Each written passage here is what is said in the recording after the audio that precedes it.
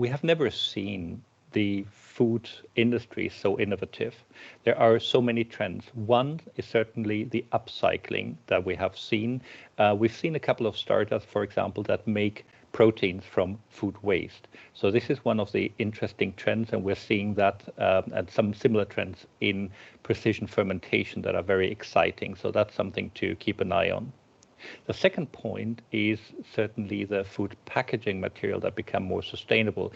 Bachelor has a product on the market that is sustainable instant food, basically. But there's also some people from Imperial College London that had a startup or founded a startup company that works with algae to make a degradable packaging material. So I think that is very exciting to see that we're moving from plastic to recyclable packaging material.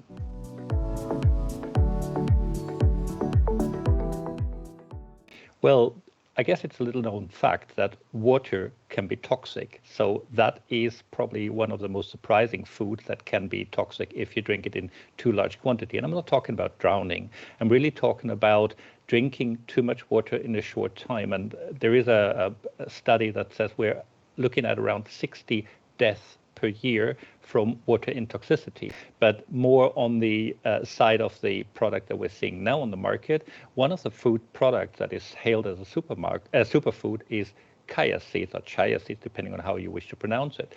And since 2019, it has become known that there's a cross reactivity with sesame. Sesame is one of the food allergens that is labeled or that requires labeling under the European Union food labeling rules.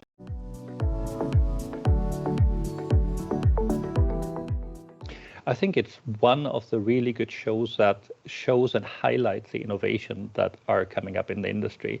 So we keep an eye on what the different innovations are, but I think I'm expecting to see some more at the Birmingham show. And I think it's also important to talk with those startups, with the food manufacturer, what they have taken into consideration to ensure that the new food and the new trends are safe for consumers.